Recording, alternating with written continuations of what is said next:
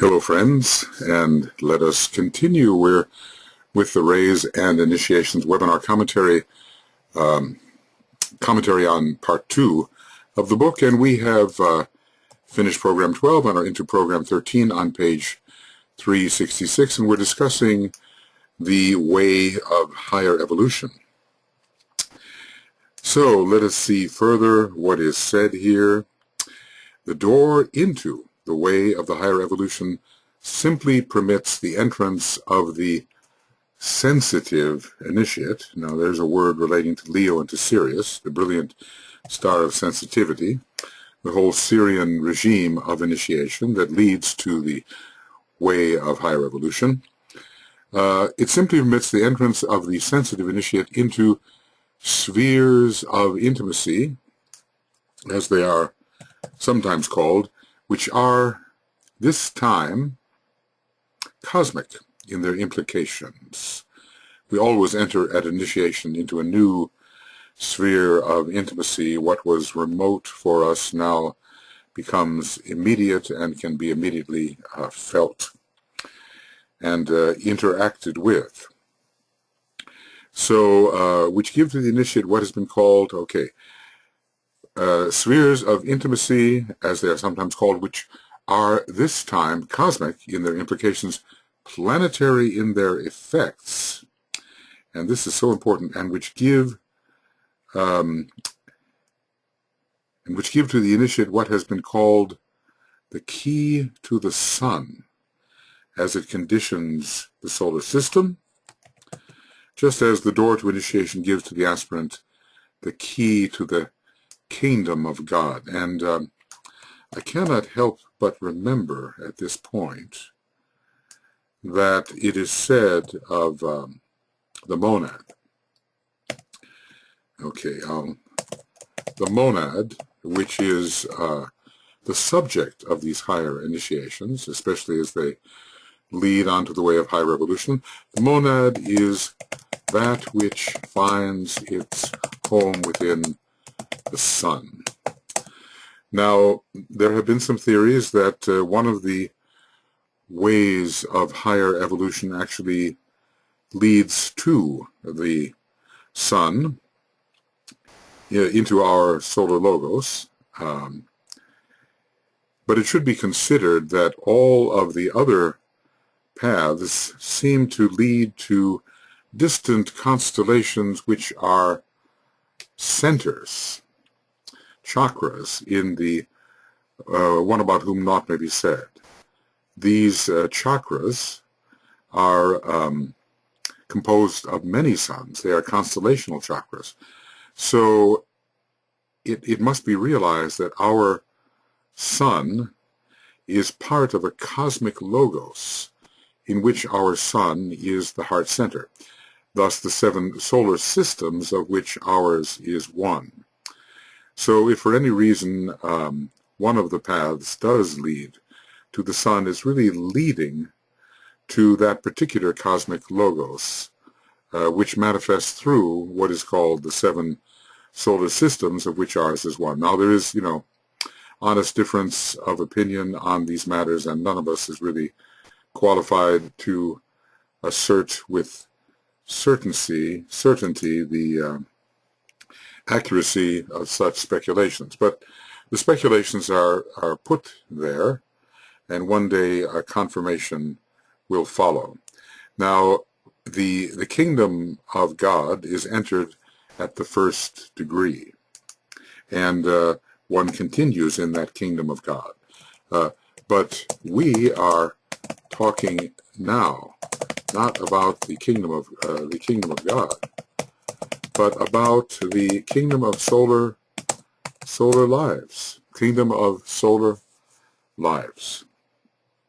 Not just the planetary lives, which is the 6th kingdom beyond the kingdom of souls, but eventually into that great kingdom, the 7th. Every monad has its home within the sun, no matter where else it may venture. Now the question is,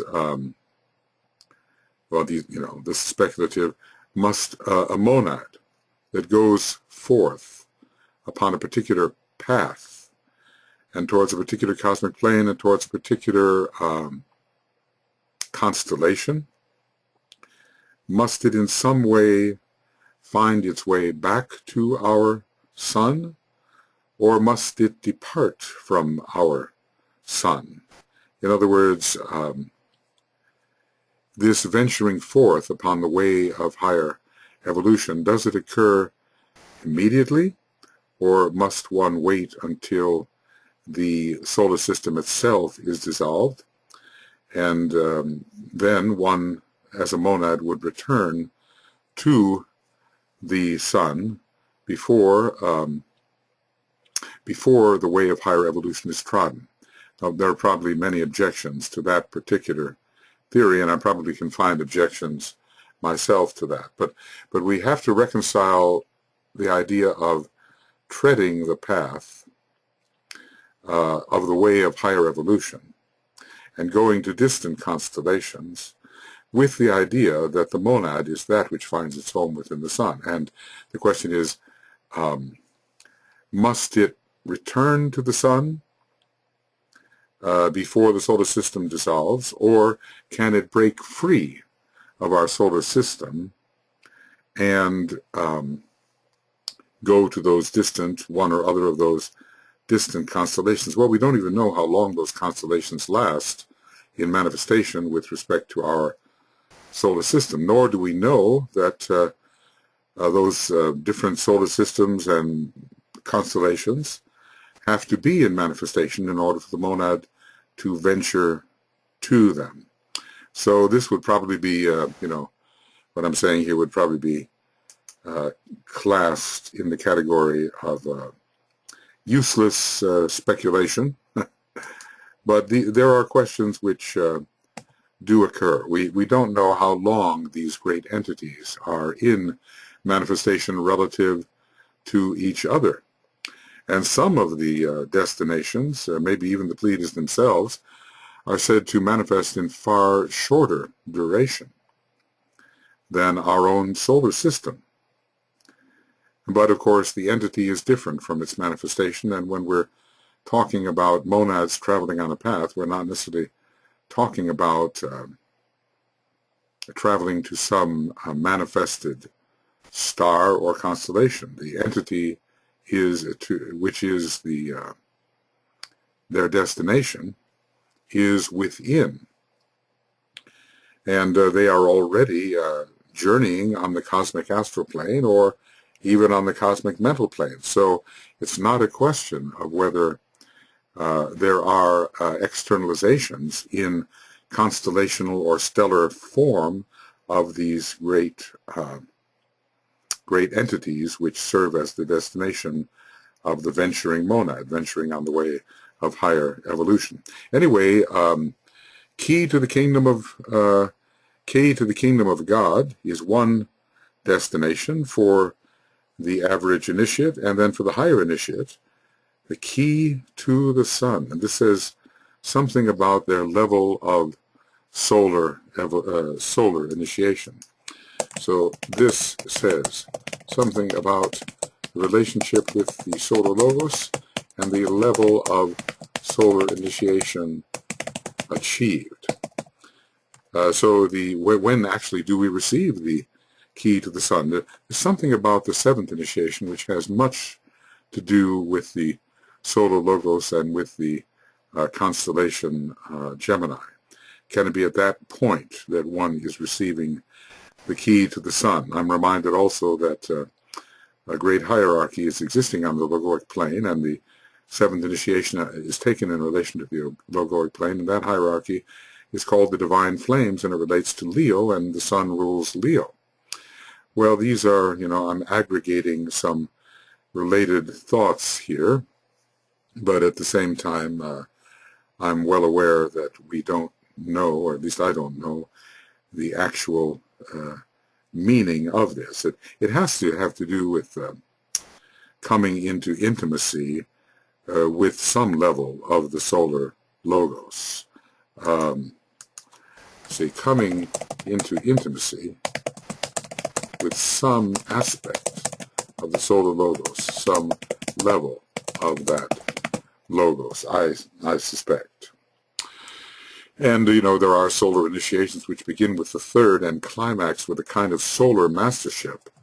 A kind of solar mastership is achieved at the seventh initiation. Certainly as we begin as monads of the sixth initiation as Chohans, we have to take the seventh initiation somewhere on this higher path. In other words, once we now the Christ is on the ray path at the moment, and I suppose taking this seventh initiation has something to do with that path that he will eventually follow. Of course, right now he's on the path of Earth's service. So, is it possible to take the higher initiations on the path of Earth's service? Probably it is. But at least one is treading one of the ways or paths when one does take the seventh initiation. All right, that's speculative material, and when the cosmic fire aficionados and others with a deep love of the arcana of the ageless wisdom can get together, they can hash this out as to the possibilities. We have dealt in the foregoing pages with deep matters and have touched upon topics too high for the understanding of the average student or probationary disciple, even the average student who, let's just say, might be a disciple, in fact, or unless the average student is the probationary disciple. Anyway, I'm sure we have all felt that the matters are extremely high and beyond anything that we might call confirmed comprehension. Dim recognitions, I'm having a bit of a white noise static. I hope it doesn't bother us too much here. Dim recognitions based on past acceptances are, however, possible to some of you. So we accept certain statements as true, and we build upon them. We have seen, among other things, that the so-called door of initiation presents obstacles whose purpose is to block entrance and to draw out the latent will of the applicant. That's very interesting. The door of initiation has a purpose to block entrance and to draw out the latent will. Now, what can this mean? I'll just say the following. Along with Master Moria, he says, Master M says that obstacles are possibilities. So, the door of initiation must indeed offer possibilities for growth by evoking the latent will of the candidate to overcome the obstacle. All right, whose purpose is to block entrance and draw out the latent will of the candidate. An initiate is one who succeeds in penetrating to the further side of the door where recognition awaits him. He will recognize this next dimension. Well, recognition can come from those on the further side of the door, perhaps, but he will also recognize certain things.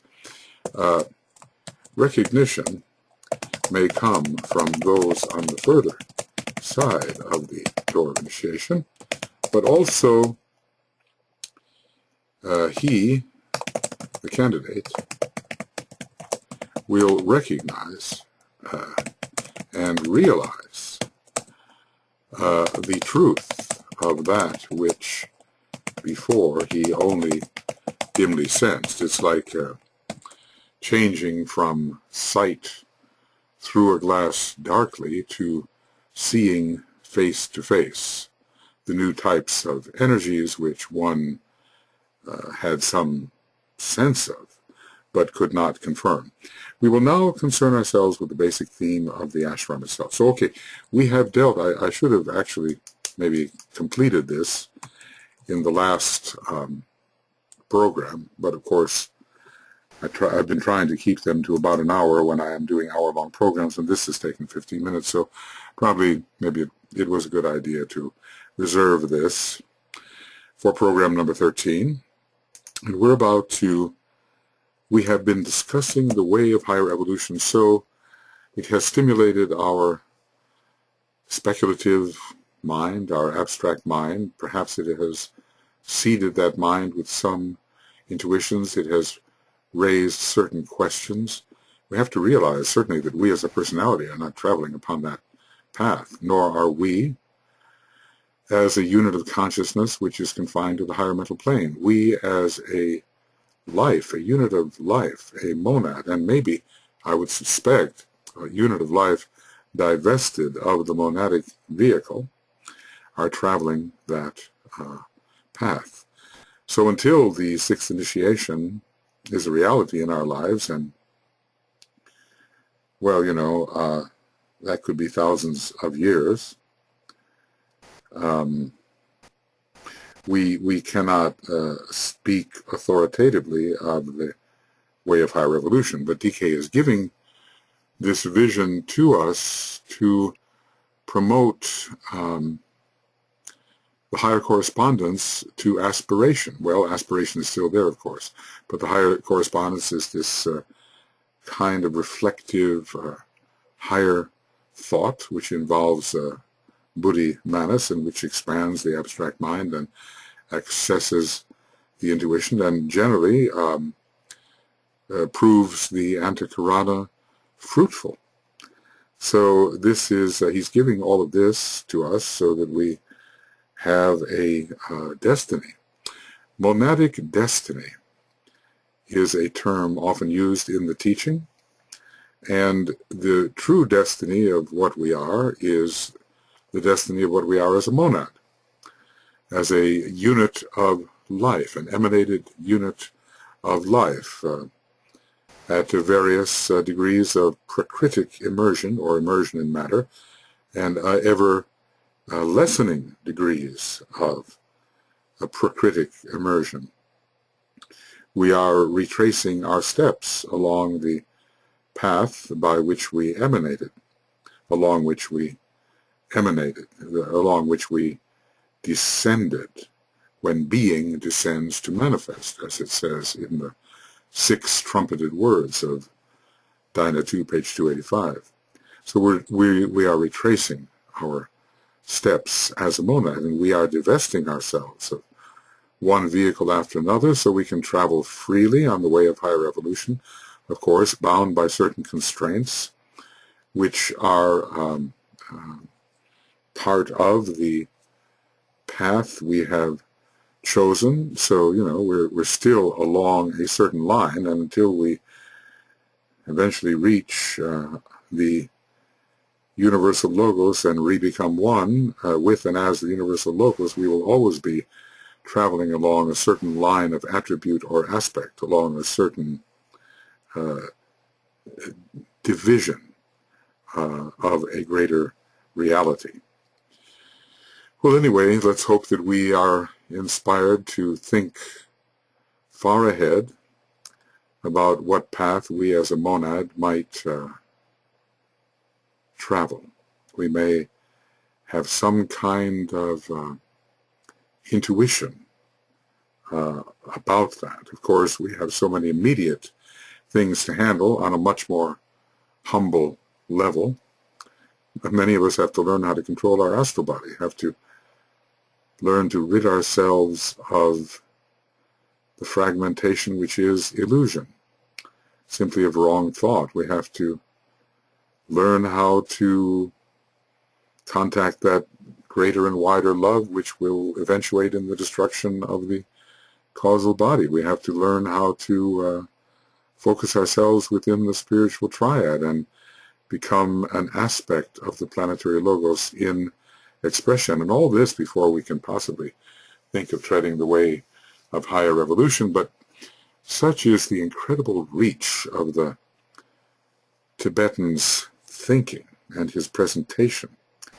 that he just offers visions to us which we could not possibly conceive under ordinary circumstances by ourselves. I mean, you know, you just have to look at the types of speculation that are involved in philosophy per se.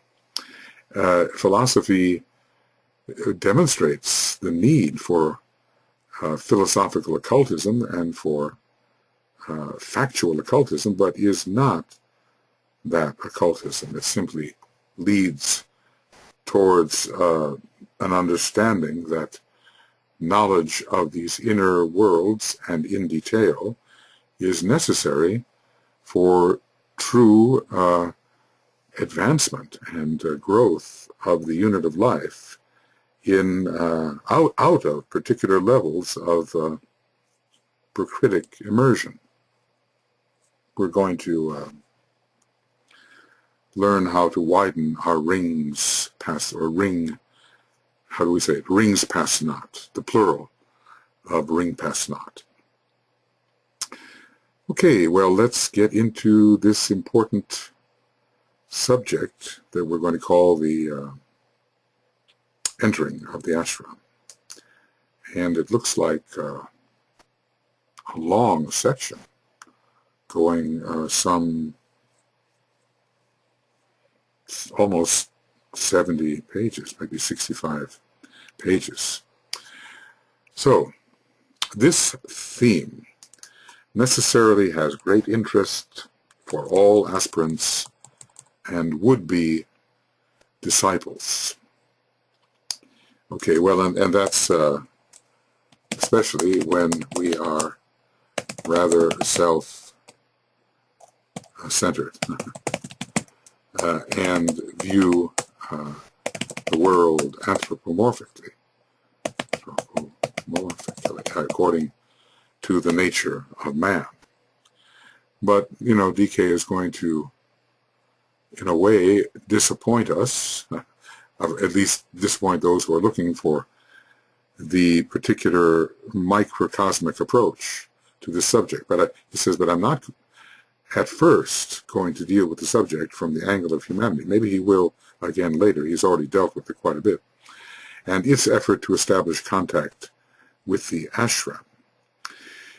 He's going to deal with this differently. So maybe if you've already done some work in his books and in Discipleship in the New Age, Volume 1, the beginning of the book, the end of the book, and some of Volume 2, you are prepared then to study the type of presentation Master DK is going to give. I desire, first of all, to speak of the ashram as a whole, constituted of many ashrams and creating and invoking area of relationship for the supreme head of the ashram, Sanat Kumara, the Lord of the world. An invoking area of relationship. Obviously, Sanat Kumara is being called upon, is he's being called upon, and he is invoking as well the response of those who are gathered in the greater ashram. We are speaking of the greater ashram, right? So this is the greater ashram, consisting of all Ray ashrams and their divisions, and their sevenfold divisions. 49-fold ashram of Sanat Kumara, and he can call forth response from those who are members of these ashrams, and they can invoke him. So it's the relationship between the Great Lord, Sanat Kumara, and those who are aspiring towards further and more intimate relationship with him. I seek to enter into no discussion of this leading life of our entire planet. He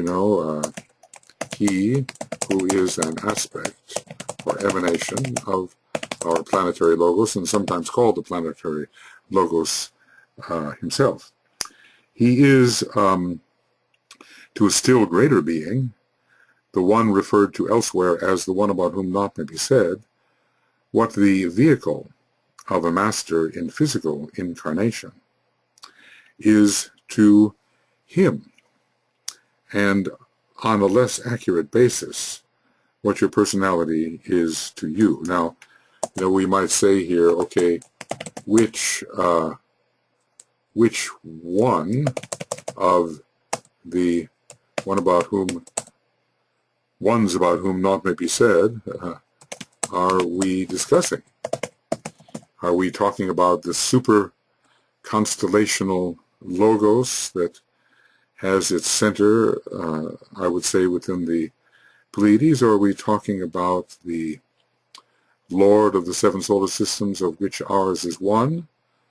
We could call that cosmic logos a kind of one about whom naught may be said, or we somehow, if I were to look here, let's see, if I were to go to page, well, I think what I'll do is just get rid of that altogether and start afresh, because for some reason,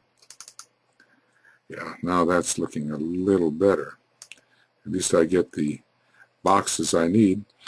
So I hope I remember the page number.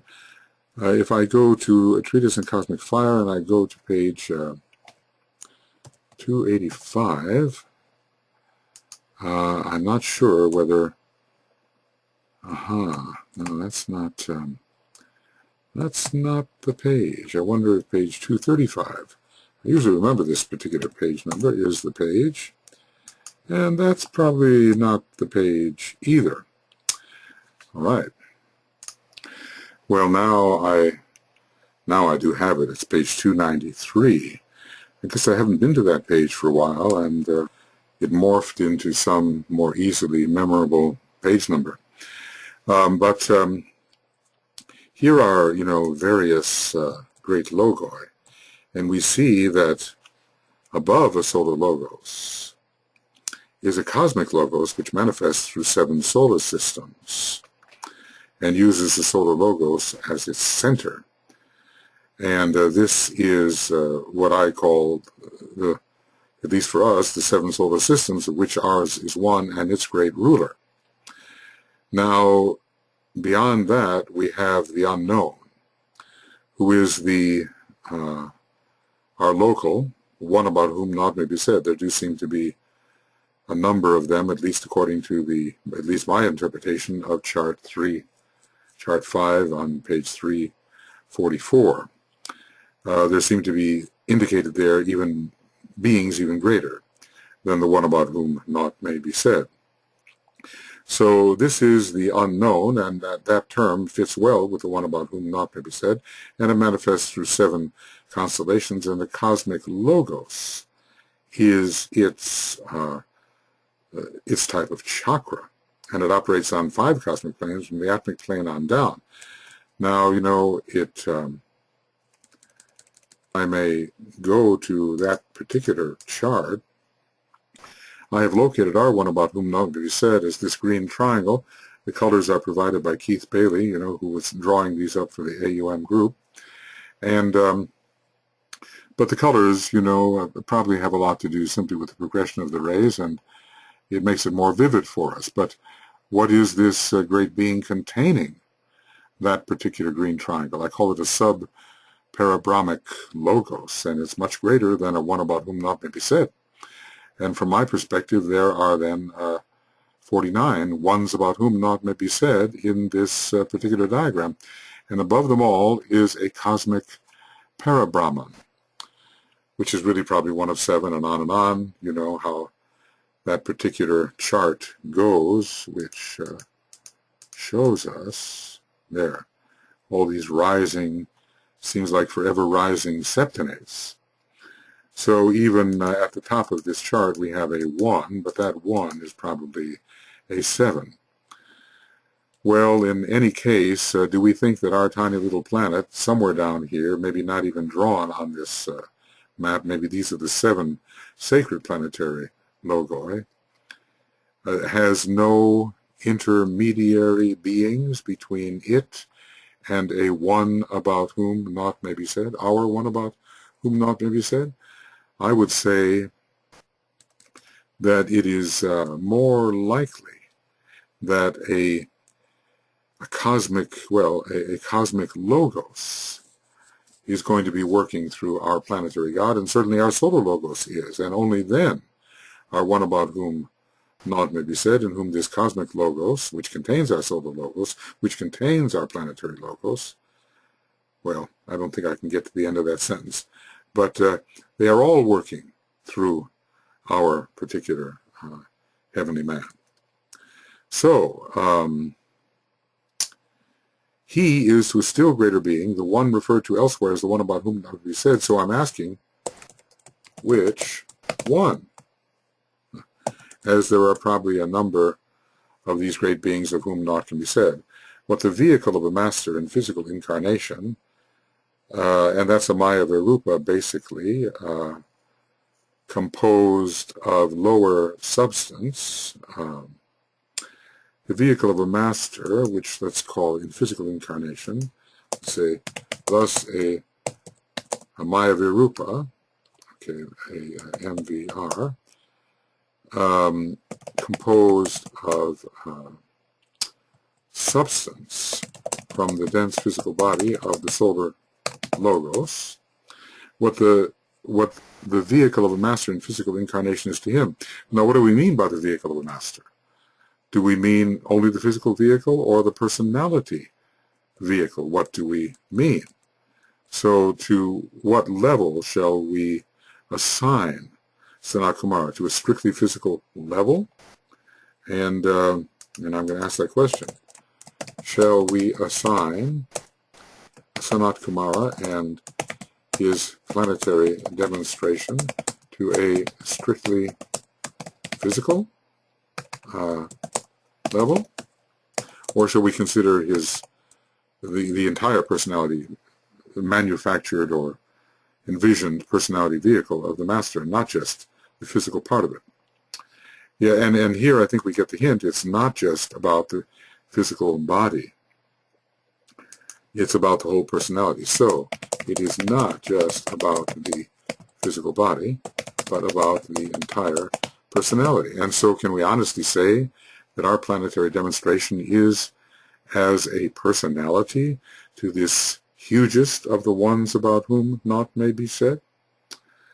All right, that's a difficult question, but it seems that the scope or the span or the distance between what we have called here the one about whom naught may be said is too great when coming down to our solar logos. Even the to what is the our planetary logos in Sanat Kumara like a vehicle? And we might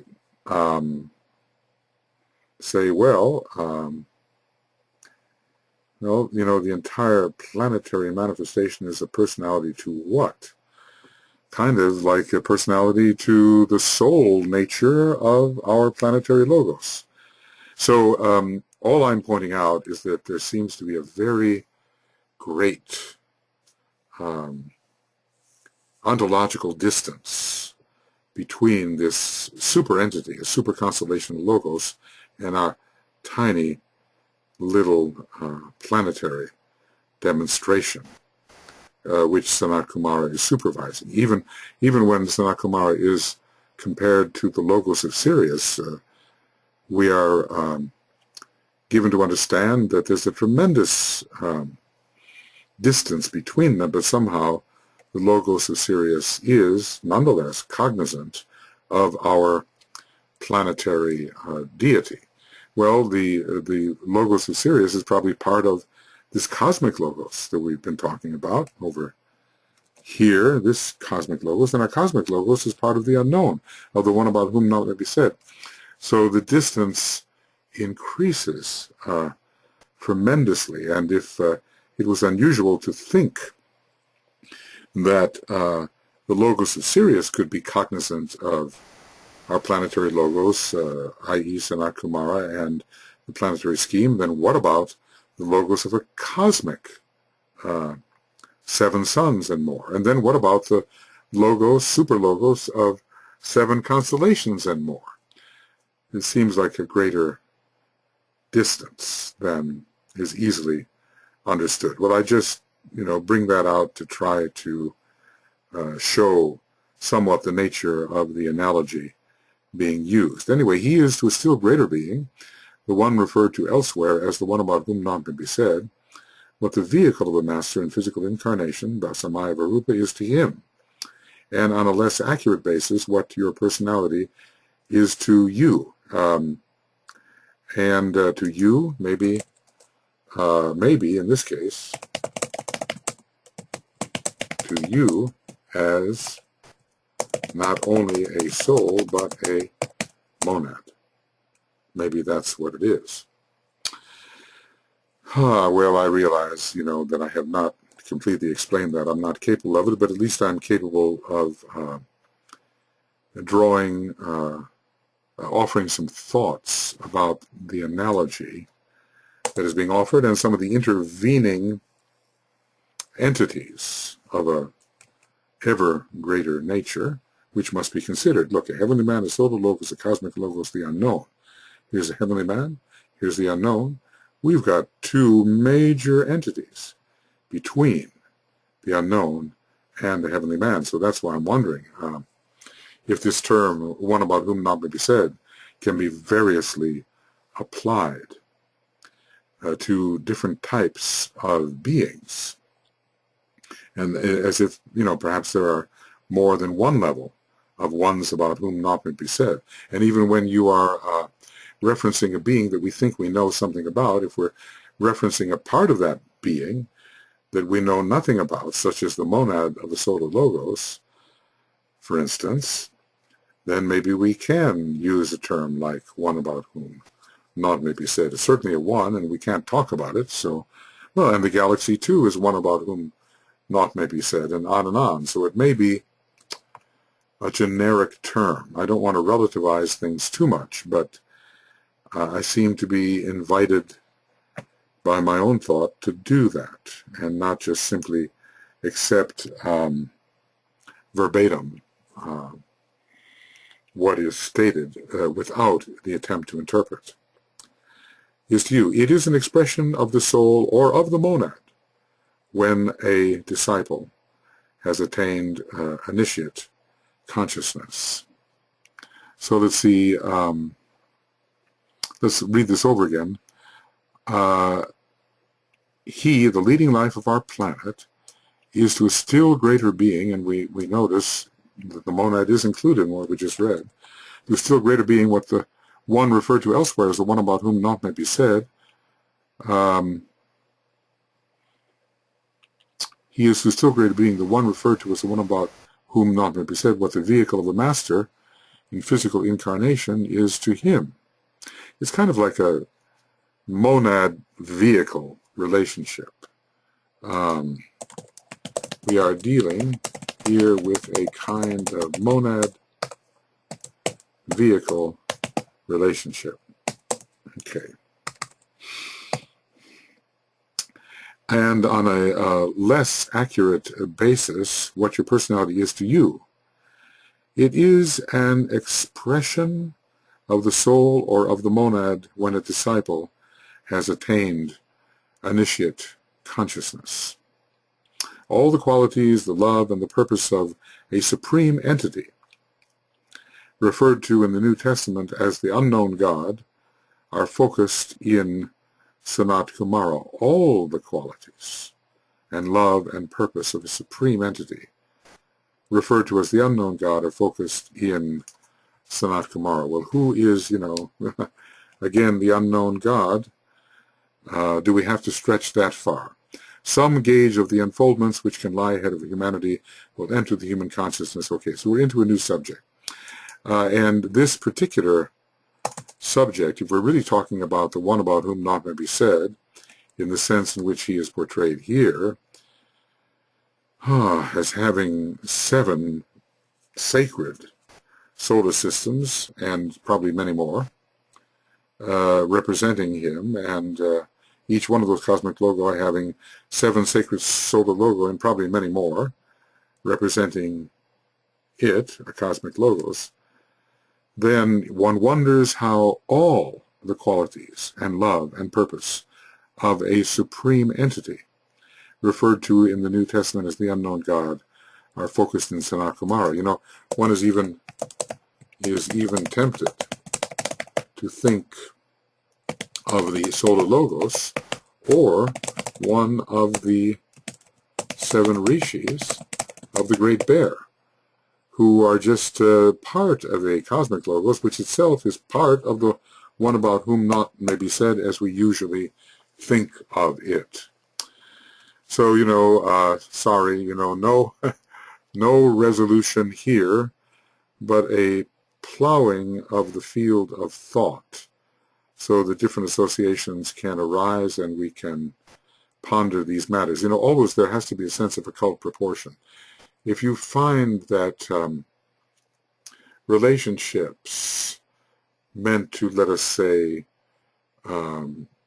indicate soul and personality, or monad and personality, are too wide, too distant, then you have to question whether there may not be perhaps an occult blind here.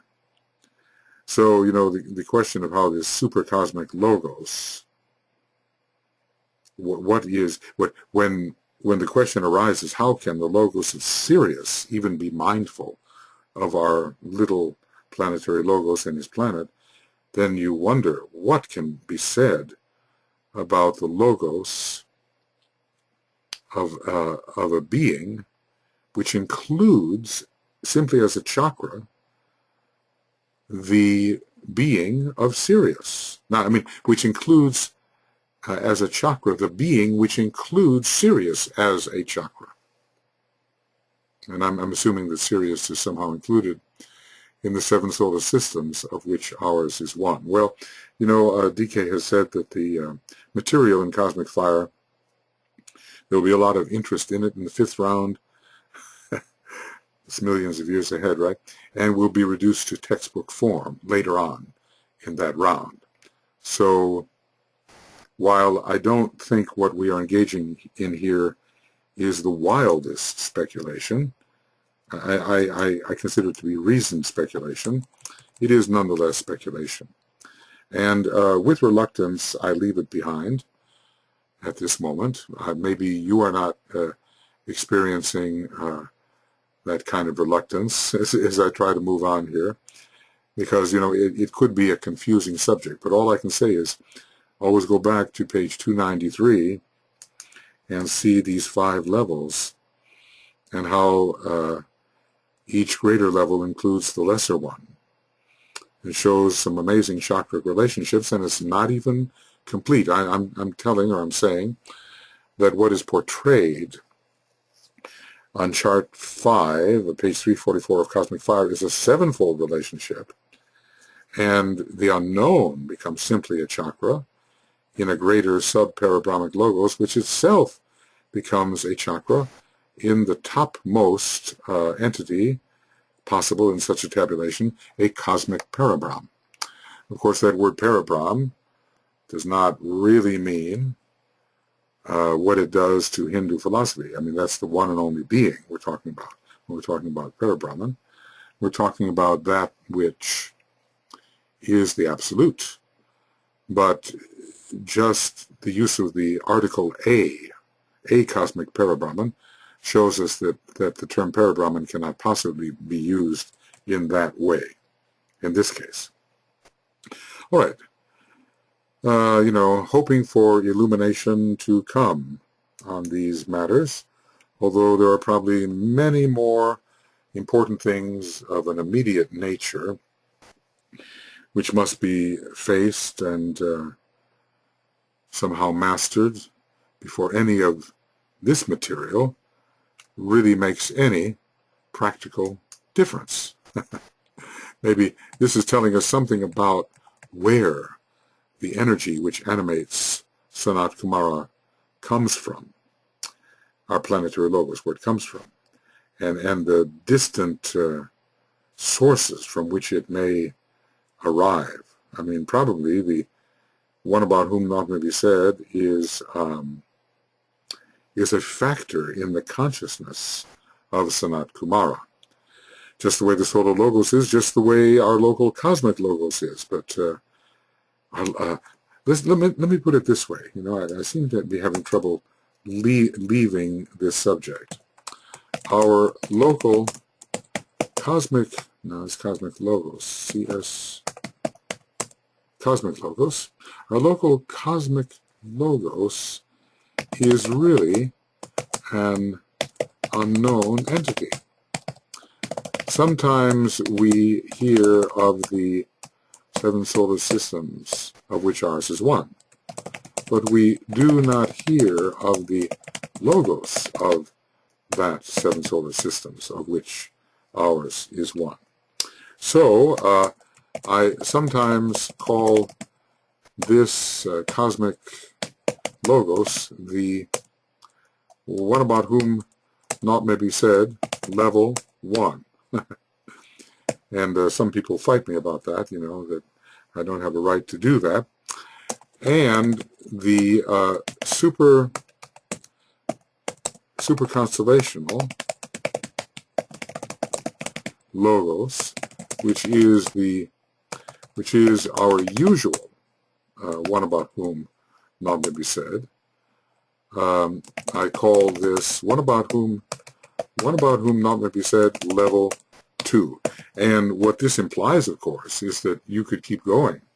The sub-parabrahmic logos would be called a one about whom naught may be said, level 3, and the cosmic parabrahm, level 4, and who knows what level we would get to before we got to the galactic logos, about whom we could say nothing, or the logos that informed families of galaxies, those galaxies being simply as chakras, and on, families of galaxies forming chakras, and on. About these entities we can say nothing, so they are all ones about whom naught may be said. All right, well, we can go on a little bit now, if I can pry myself loose from this tantalizing subject which has vexed my consciousness for years. Okay, some gauge of the unfoldments which can lie ahead of humanity will enter the human consciousness when the fact of the hierarchy, the nature of its, white noise, lots of thunder out there, the nature of its relationship to Shamballa, the spiritual nature of those who respond in reverent obedience to the slightest wish of the Lord of the world. Oh, just think of the reverence which masters of the wisdom express. We're worried a little bit about being devotional. DK told one of his students that it's your devotion that got you to us, not your mind. And look at what is said here. The spiritual nature of those who respond in reverent obedience to the slightest wish of the Lord of the world. I find that awe-inspiring. So when these things, the fact of the hierarchy, the nature of its relationship to Shambhala, hardly expected, suspected at all by the great majority of men, and the spiritual nature of those who respond in reverence, obedience, and reverent obedience. These are the masters, Shohans, and even the members of the council at Shambhala. He is their hierarch, and they certainly have learned the cult obedience along the way. So these factors have to be among the accepted truths, not just accepted as truths, but truths whereby men live. And this will happen. A whole new paradigm will appear. A whole new paradigm will appear after the externalization of the hierarchy. So it's really amazing, amazing paradigm which hierarchy intends to bring to humanity. And we think of these as very remote matters. And, how can people consider these kinds of things when they don't even know the fundamentals about reincarnation and cyclic opportunity and eternal evolution? How can they accept these things? But the way is being prepared internally, and very quickly that which is obstructive can fall away. Okay. The Lord of the world is the sole repository of the will and purpose of the one of whom he is an expression. Well, of whom is the Lord of the world an expression? Well, let's call the Lord of the world an expression of the planetary logos. He is an expression of the planetary logos, but also of the solar logos, and even and let us say more remotely, of the cosmic logos, of the local cosmic logos. And also, to a very slight degree, of the one about whom Naught may be said, level 2. This again can be understood by you as evoking the same relation to the unknown God as your personality when expressing adequately the soul and later the monad. Well, I must say here that one of the rishis of the Great Bear, stands as the monad, stands to our planetary logos as the monad stands to the, well, is it the personality to the, let's say, is it the personality or the soul-infused personality? Or soul-infused personality. Maybe this will condition our perception. Okay. This can be understood by you as evoking the same relation to the unknown God. See, who is the unknown God? I tried to go through that, and let's just say there are a number of unknown gods. So a cosmic logos is also an unknown God.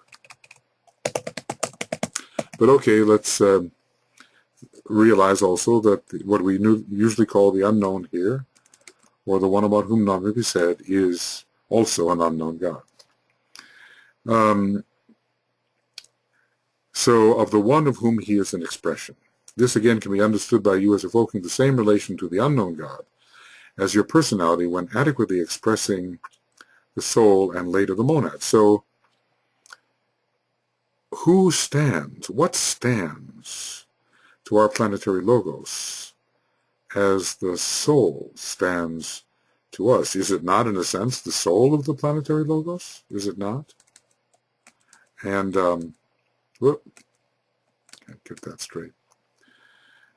And who stands to the planetary logos as the monad stands to us? Is it not the monad of the planetary logos? But somewhere it is said that, you know, the rishis of the Great Bear stand as the monad. And I wonder if I can find anything like that. Rishis, monad, maybe. A heavenly man with his, well, here it is. I would point out here the close relation between the 7 rishis of the Great Bear and the 7 heavenly men.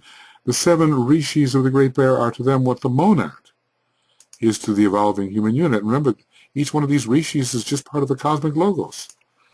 And the cosmic logos is just part of a supercosmic logos, which is the one about whom naught may be said. So page 273, and I'm going to quote this, and I'll change the colors so we know, TCF 273, that it's not something that is necessarily supposed to be commented upon in this book. Okay, I'll put it in green. All right, so we just have to understand analogical distance, I guess. Can I call it that, and would it be meaningful if I call it that? Here, I'll say that. We must come to understand, I'll call it analogical distance. And where the distance is too great, it's between 2 factors, is disproportionately great when compared with the distance between the other 2 factors which are related to the original 2. As an analogy, one has to suspect an occult blind or information which is not yet revealed. I hope that makes sense. You know, in other words, let's put it like this: is the monad, let us say, to the soul-infused personality, what the one about whom naught may be said, the great one, is to the planetary logos? Or is the relation between the monad and the soul-infused man more like the relationship of a star in the Great Bear to our planetary logos? I hope you understand. I hope I understand. It seems inevitable to bring cosmic fire into the picture. Why am I doing that? Why do I bring cosmic fire into the picture? Because we are working synthetically at this point. We are working synthetically. And the whole writing of the Tibetan is fair game in a way, you know, relating this to that. And we're not only studying one book, we're studying a synthesis of the books. Every book that is studied is related to all the other books. It's like one great book, what the Tibetan has given us. So we are free then to call in associations from other books. At least I'm making those rules, and I hope it helps at least some of us. Okay. So this again can be understood by you as evoking the same relation to the unknown God. And you know, what is that unknown God? I've given some different ideas about what that God can be.